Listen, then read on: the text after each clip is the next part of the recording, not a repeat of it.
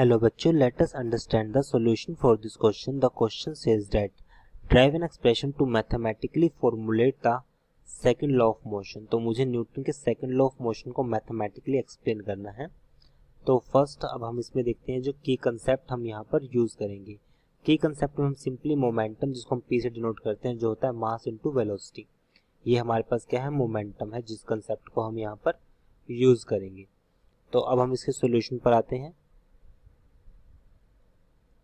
Solution for this question. So according to Newton's second law,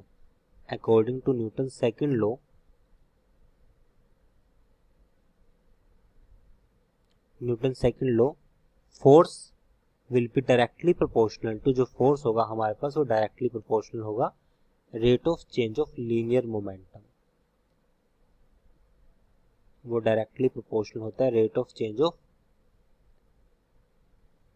linear momentum.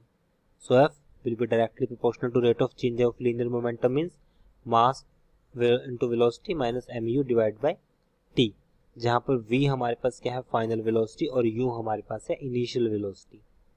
जहाँ पर v हमारे पास final velocity है और u हमारे पास है इनिशियल वेलोसिटी.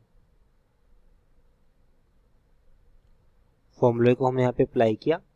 तो अप्लाई करने के बाद हमारे पास जो वैल्यू आएगी वो हो जाएगी f directly proportional mu minus mv. तो यहाँ पे अगर हम कांस्टेंट k लें तो इसको लिख सकते हैं mv minus mu divide by t, जहाँ पर k हमारे पास कांस्टेंट है. For k equals to 1, k की वैल्यू को हमने 1 लिखा. 1 लिखने के बाद f m हमने यहाँ पे कॉमन लिया, v minus u divide by t. Here acceleration जो होता है वो इक्वल होता है v minus u divide by t, जहाँ पर ये किसके इक्वल है, एक्सेलरेशन. ये एक्सेलरेशन के इक्वल है. तो यहाँ से आएगा F equals to mass into acceleration, जो कि न्यूटन के सेकंड लॉ को हमने फॉर्मुलेट किया. So it is our answer. I hope you understood this explanation. Thank you.